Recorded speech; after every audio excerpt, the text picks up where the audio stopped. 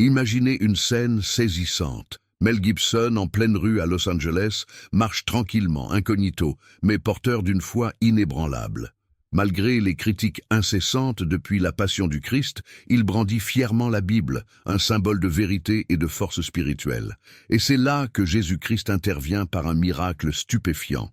Face aux attaques des athées et des moqueurs, Mel, fidèle à son amour de Dieu, voit un miracle se produire, prouvant que la foi et le sacrifice de Jésus-Christ sont les clés de notre salut. Mais qu'en est-il de vous? Avez-vous déjà été confronté à la moquerie pour votre foi? Ce que vous allez découvrir pourrait transformer votre manière de voir les défis spirituels. Restez avec nous jusqu'à la fin, car cette histoire pourrait bien vous surprendre. Et si vous aimez ce genre de contenu, abonnez-vous à notre chaîne pour ne rien manquer des révélations profondes que nous partageons. Une Bible sous le bras, un chapelet discrètement accroché à son poignet. Mel s'arrête dans un petit parc voisin. Il s'assoit sur un banc, absorbé par ses prières et sa méditation, en quête de cette connexion intime avec Dieu. Pendant ce moment de sérénité, il semble incarner l'humilité et la dévotion, loin des projecteurs et du tumulte de sa célébrité. Mais ce calme est sur le point d'être bouleversé. Soudain, un groupe de jeunes s'approche.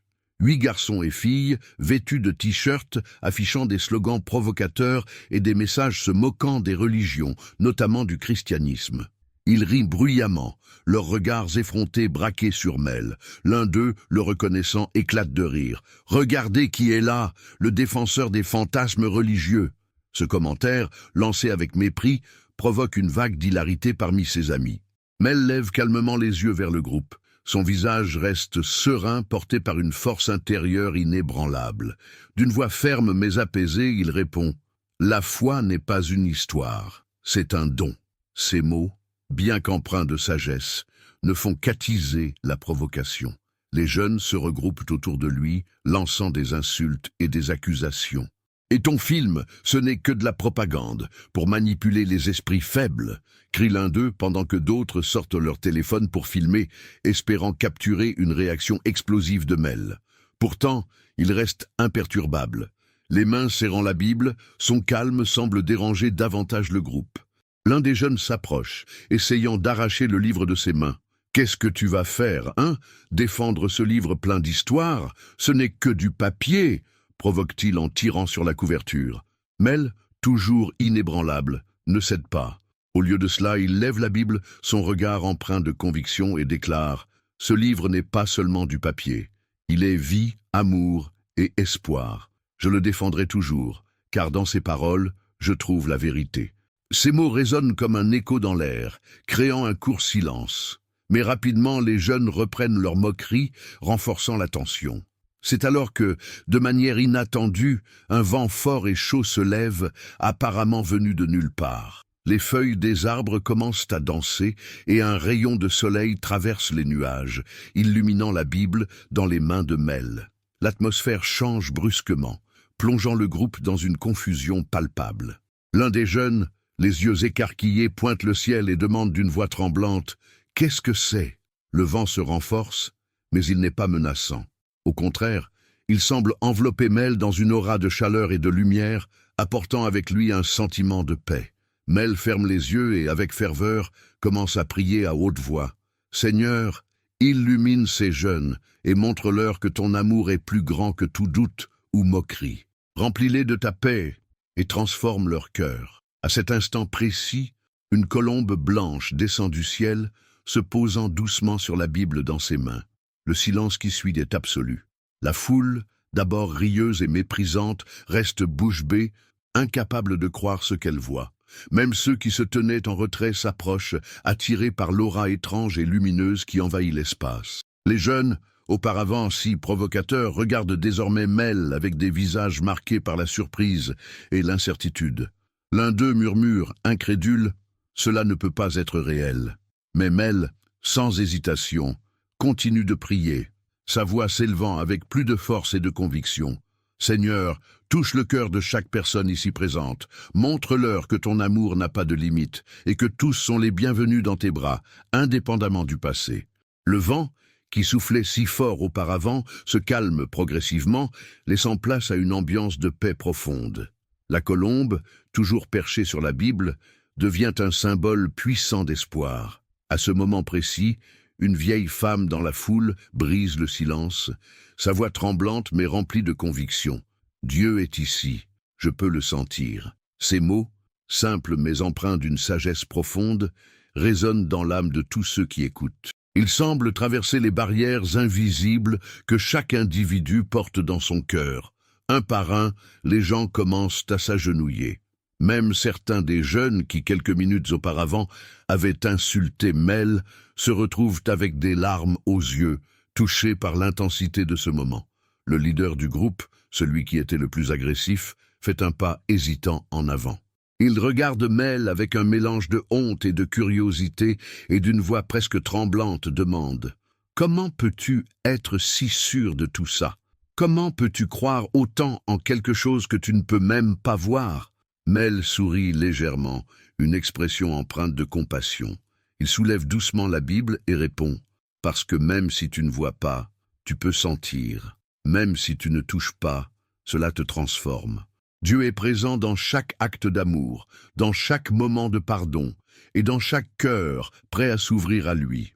Le jeune, toujours à la recherche d'un soutien parmi ses amis, remarque que certains d'entre eux, les mêmes qui se moquaient, pleurent silencieusement, touchés par les paroles de Mel. L'un d'eux murmure, la voix chargée d'émotion, « Je ne sais pas ce qui se passe, mais je ressens quelque chose.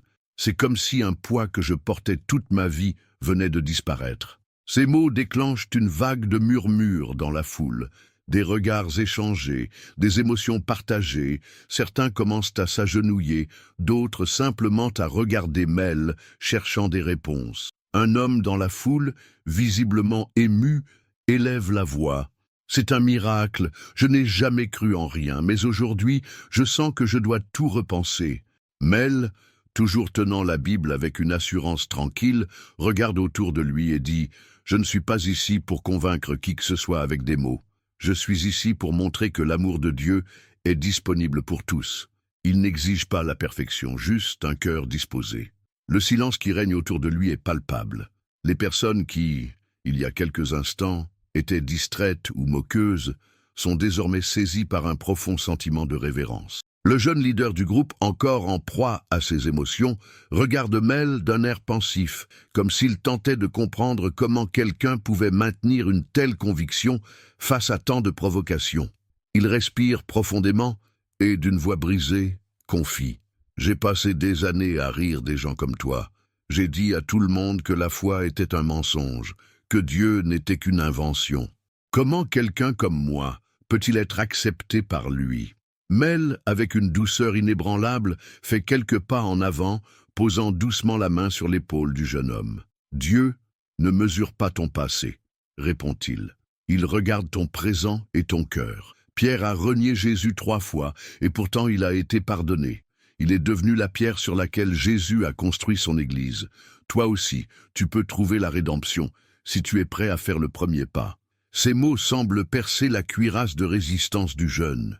Il hoche lentement la tête, des larmes silencieuses roulant sur ses joues.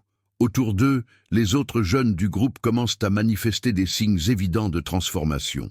Certains baissent la tête, visiblement gênés par leurs actions passées, tandis que d'autres, profondément émouvus, murmurent entre eux.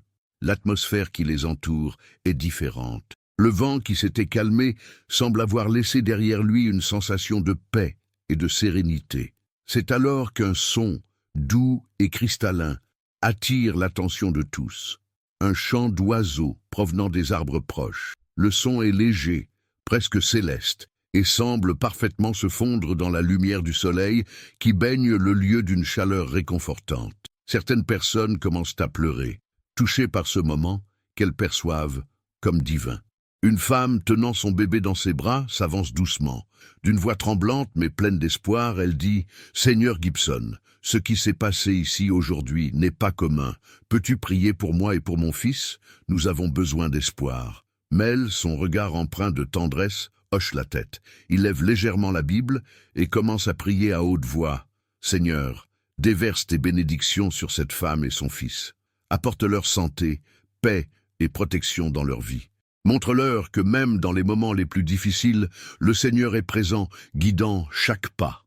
La prière de Mel semble emporter tout sur son passage, apportant une énergie douce mais puissante qui enveloppe ceux qui l'entourent. Peu à peu, d'autres commencent à se joindre à la femme, demandant aussi des prières pour leurs vies et leurs familles.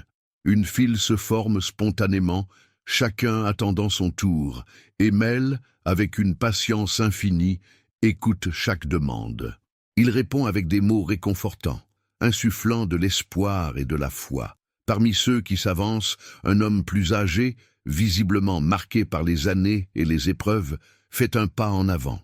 Son regard est lourd de fardeau et il dit d'une voix brisée « J'ai passé toute ma vie à être athée. J'ai toujours pensé que la foi était pour les faibles. Mais aujourd'hui, je ressens quelque chose que je n'ai jamais ressenti auparavant. C'est comme si quelque chose avait changé en moi. Que dois-je faire maintenant ?» Mel sourit doucement, tendant la main vers l'homme avec une bienveillance infinie. « La première étape, dit-il, est d'ouvrir ton cœur. Dieu ne juge pas où nous avons été, mais il nous appelle là où nous pouvons aller. Il suffit de dire « Seigneur, je veux te connaître » et il fera le reste. » L'homme, visiblement ému, hoche la tête. Ses yeux brillent de larmes et l'on peut voir qu'il est en train de vivre un moment profondément spirituel. Autour de lui, la foule semble partager ce même sentiment, une unité naissante entre les âmes présentes. Un jeune, qui filmait l'événement avec son téléphone, abaisse lentement l'appareil, murmurant à lui-même « Ce n'est pas normal. C'est comme si l'air ici était différent. » Avant que quiconque puisse répondre, une voix dans la foule s'élève. « Regardez le ciel !» Tous lèvent les yeux, et ce qu'ils voient les laisse sans voix. Un arc-en-ciel éclatant est apparu juste au-dessus d'eux, alors qu'il n'y avait aucun signe de pluie. Le phénomène est si vibrant et si clair qu'il suscite des soupirs d'émerveillement chez beaucoup. Certains applaudissent, d'autres s'agenouillent, les larmes aux yeux, remerciant Dieu pour ce moment mystique. Mel, levantant à nouveau la Bible, dit calmement mais avec force « C'est un signe. Dieu nous envoie toujours des signes, mais c'est à nous d'être ouverts pour les voir. Il est ici, maintenant, en ce moment, attendant que chacun de nous ouvre son cœur à son amour. » Ces paroles, simples mais profondes, résonnent dans l'âme de chacun. Même les plus sceptiques, ceux qui se tenaient à l'écart, semblent désormais réfléchir à ce qu'ils viennent de vivre. Un journaliste qui s'était approché en silence tout au long de l'événement finit par poser une question. « Monsieur Gibson, quel message aimeriez-vous laisser au monde après ce qui s'est passé ici aujourd'hui ?» Mel prend un instant pour réfléchir avant de répondre avec sincérité. « Mon message est simple. Ne sous-estimez jamais le pouvoir de l'amour, de la foi et de la rédemption. Nous vivons dans un monde qui a besoin de plus d'espoir et de moins de division. Si ce moment peut inspirer ne serait-ce qu'une personne, alors cela aura déjà valu la peine. » Ces mots, pleins de sagesse et de calme, se répandent rapidement parmi ceux qui filment. En quelques minutes, les réseaux sociaux sont inondés de vidéos et de récits de l'événement. Beaucoup témoignent avoir vécu un miracle, tandis que d'autres, plus sceptiques, questionnent la véracité de ce qu'ils ont vu. « C'est truqué, c'est sûr », dit un commentaire. Mais un autre répond « Je ne sais pas pourquoi, mais cette vidéo m'a apporté une paix que je n'ai jamais ressentie auparavant. » Pendant ce temps, dans le parc, la foule commence à se disperser lentement, mais pas sans d'abord exprimer sa gratitude envers Mel. Les jeunes qui avaient initié le conflit se retrouvent maintenant réunis dans une étreinte collective, visiblement émue. L'un d'eux, regardant Mel une dernière fois, dit d'une voix calme « Aujourd'hui, j'ai appris quelque chose que je n'oublierai jamais. Peut-être que je ne comprends pas tout maintenant, mais je veux commencer à changer. » Mel pose une fois de plus la main sur l'épaule du jeune homme et lui répond avec une douceur infinie. « Tu n'as pas besoin de tout comprendre immédiatement. Dieu n'exige pas la perfection. Il demande seulement un cœur prêt à recommencer. Le reste, il le fait. » Le jeune hoche lentement la tête, essuyant discrètement ses larmes. Alors que le groupe se sépare, chacun semble marqué par ce moment, avec une conviction nouvelle et une soif de rédemption. Mel se tourne vers la foule et, d'une voix forte mais pleine d'amour, déclare « Aujourd'hui n'est pas une fin, c'est un nouveau départ. Chacun de vous a l'opportunité de porter ce message d'amour et de foi à ceux qui en ont besoin. Peu importe ce que vous avez fait dans le passé, Dieu est là, les bras ouverts, vous attendant. » La foule répond par des applaudissements chaleureux, certains levant leur Bible, d'autres les mains vers le ciel en geste de gratitude. Mel, humble, sourit et ajoute « Rappelez-vous, ce n'est pas à propos de moi, c'est à propos de Jésus, qui nous aime inconditionnellement. Avec lui, tout est possible. » Avant de partir, il invite tout le monde à faire une dernière prière ensemble. Le parc retrouve une fois de plus le silence. Les gens s'agenouillent ou ferment les yeux, absorbant ce moment unique. À la fin de la prière, Mel remercie une dernière fois et commence à s'éloigner, la Bible toujours dans ses mains. Alors qu'il s'éloigne, l'arc-en-ciel demeure dans le ciel, comme un rappel qu'un événement spécial s'est produit ici, dans ce parc. Alors que cette histoire touche profondément nos cœurs, la question reste: avez-vous déjà vécu un moment qui a transformé votre perspective sur la foi et la vie? Partagez vos pensées dans les commentaires, j'aimerais savoir ce que cette vidéo a éveillé en vous. N'oubliez pas de vous abonner à notre chaîne et d'activer les notifications pour ne jamais manquer des révélations spirituelles puissantes qui peuvent transformer votre vie. Si ce contenu vous a marqué, ne manquez pas notre prochaine vidéo qui apparaîtra bientôt à l'écran. Cliquez dessus pour continuer votre voyage spirituel. Merci d'avoir regardé, je suis Mathis Lefebvre, à très bientôt.